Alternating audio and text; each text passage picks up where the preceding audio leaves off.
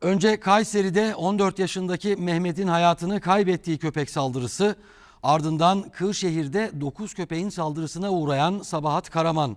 Ama köpek dehşetinin sonu gelmiyor. Başıboş köpekler bu kez de Mardin'de 7 yaşındaki bir çocuğa saldırdı. Ağır yaralanan çocuk ölümden son anda kurtarıldı. 4 köpek tarafından saldırıya uğradı.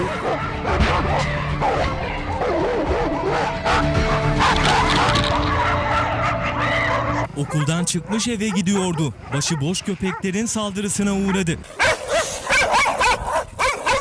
Dehşeti yaşayan küçük çocuk ölümden kıl payı kurtuldu.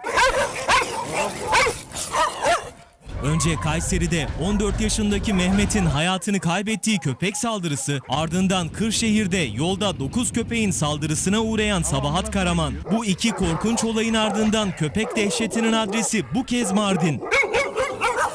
İlkokul öğrencisi 7 yaşındaki Emre Çiftçi okuldan çıkmış yürüyerek evine gidiyordu. O sırada 4 tane başıboş sokak köpeği küçük çocuğa saldırdı. Ve çocuk saldırı esnasında bayılmış. Oradan yabancı birisinin gelip onu görmesiyle kurtardı ve acile götürdü. Ölümden kıl payı kurtulan Emre 5 yerinden yaralandı. Aşıları yapılan küçük çocuğun vücudundan kuduz şüphesiyle numuneler alındı ve Ankara'ya gönderildi.